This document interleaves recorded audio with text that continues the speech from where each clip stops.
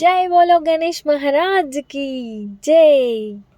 గణేష్ చతుర్థి వచ్చేస్తుంది. ఆ బొజ్జ గణపయ్యకి ఎంతో ఇష్టమైన పాల తాలికలు లేదా ఉండ్రాళ్ళ పాయసం ఎలా చేసుకోవాలో చూసేద్దామా. ఒక కప్పు గోధుమ పిండి, దాంట్లో కొంచెం ఉప్పు వేసుకొని మంచిగా కలుపుకోవాలి. ఉప్పు వేయడం వల్ల ఈ స్వీట్ చాలా టేస్టీగా ఉంటుంది. ఇంకా కొంచెం కొంచెం నీళ్లు పోసుకుంటూ మెత్తగా కలుపుకోవాలి పిండిని. సేమ్ ఆల్మోస్ట్ లైక్ చపాతీ పిండిలాగా కలుపుకున్నామంటే సరిపోతుంది. గణేష్ చతుర్థి వస్తుంది అని అనగానే ముందు రోజే ఈ ప్రిపరేషన్స్ అన్నీ కూడా స్టార్ట్ అయిపోతాయి మా ఇంట్లో. స్వీట్ రెసిపీ చేస్తున్నాము అన్న ఒక 5 hours ముందు నుంచి ఈ ప్రాసెస్ స్టార్ట్ చేసామంటే చాలు. ఇంకా బెస్ట్గా చెప్పాలంటే ముందు రోజు రాత్రి ఇదంతా చేసుకుంటే మార్నింగ్ లేచేసరికి మంచిగా అయిపోతుంది. చూస్తున్నారు కదా, ఇలా కలుపుకున్నామంటే చాలు. ఇంకా కలుపుకున్న పిండిని చిన్న చిన్న ముద్దలుగా చేసుకొని కొంచెం పొడిపిండి సహాయంతో చిన్న చిన్న ముద్దలుగా తీసుకొని ఇలా పాల తాలికల్లాగా చేసుకుంటే చాలు.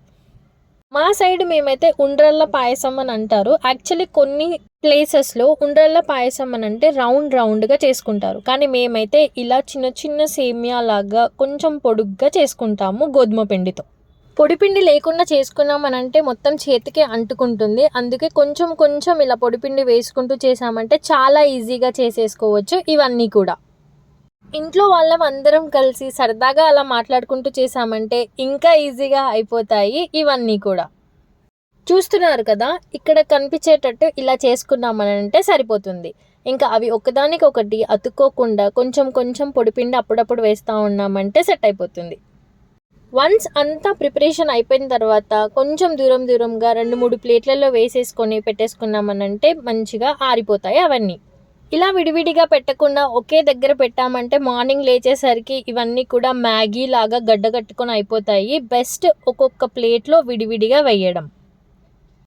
ఇంకా రెసిపీ ప్రిపరేషన్ కోసము 1 లీటర్ వాటర్ని అయితే హీట్ చేసుకుందాము. వాటర్ హీట్ అయ్యే వరకు మనకు కావాల్సిన ఐటమ్స్ అన్నీ కూడా రెడీ చేసి పెట్టుకుందాము. 1 కప్పు పిండితో ఈ రెసిపీని చేస్తున్నాం కాబట్టి ఇక్కడ నేను 1.5 కప్పుల బెల్లం తురుము అండ్ నైటే చేసి పెట్టుకున్న పాల తాలికలు, అదేనండి ఉండ్రాళ్ళు, అండ్ కట్ చేసి పెట్టుకున్న బాదం, జీడిపప్పు, కొబ్బరిని అయితే రెడీగా పెట్టుకున్నాను. ఇంకా వాటర్ హీట్ అవ్వగానే ఫస్ట్ పాల తాలికలు అన్నిటినీ దాంట్లో వేసేసి మంచిగా కలుపుకుంటూ ఉండాలి. లేకపోతే పిండితో చేసాం కాబట్టి ఈజీగా అడుగు అంటిపోతుంది. ఈ ప్రాసెస్ చేస్తున్నంతసేపు కూడా అక్కడే ఉండి చేయడం చాలా బెటర్. ఎందుకనంటే ఇవన్నీ పిండితో చేసేవి కాబట్టి ఈజీగా మాడిపోతాయి. వన్స్ మనం వేసుకున్న ఈ పిండి సేమియాలు ఒక 50% కుక్ అయింది అని అనగానే మనం తురిమి పెట్టుకున్న 1.5 కప్ బెల్లాన్ని వేసుకొని కలుపుకుంటూ ఉండాలి.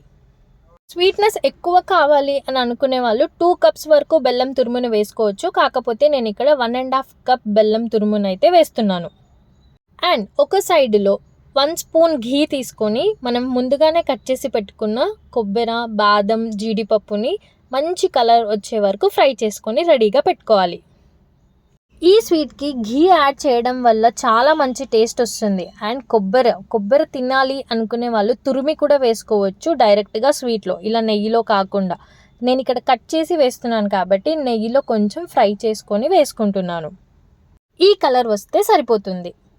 ఇంకా ఈ స్వీట్ చిక్కదనం కోసం అని చెప్పేసి కొంచెం పొడిపిండిని వాటర్ పోసుకొని ఈ విధంగా కలిపి రెడీగా పెట్టుకుందాం. స్వీట్లో టేస్ట్నెస్ కోసం అని చెప్పి 2-3 యాలకులను దంచుకొని వేసుకొని మంచిగా కలుపుకోవాలి. చాలా ఫ్రీక్వెంట్గా ఈ స్వీట్ రెసిపీని ప్రిపరేషన్ అవుతున్నప్పుడు కలుపుకుంటూనే ఉండాలి.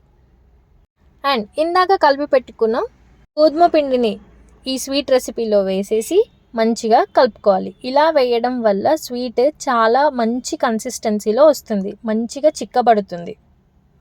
1 కప్పు పొడిపిండిని వాటర్లో కలుపుకొని నేను ఇక్కడ వేసుకున్నాను. చూస్తున్నారు కదా డిఫరెన్స్, పిండి వేసిన దానికన్నా ముందు అండ్ తర్వాత. ఇంకా ఫైనల్గా ముందుగా ఫ్రై చేసి పెట్టుకున్న బాదం, జీడిపప్పు, కొబ్బరి, నెయ్యి అన్నిటినీ కూడా వేసేసుకొని మంచిగా కలుపుకోవాలి. అంతే, గణేష్ చతుర్థి రోజు చాలా ఇష్టంగా తినే ఉండ్రాళ్ళ పాయసం అయితే రెడీ అయిపోయింది. ఇంకా ప్లేట్లో సర్వ్ చేసుకొని తినడమే. మీ అందరికీ హ్యాపీ గణేష్ చతుర్థి.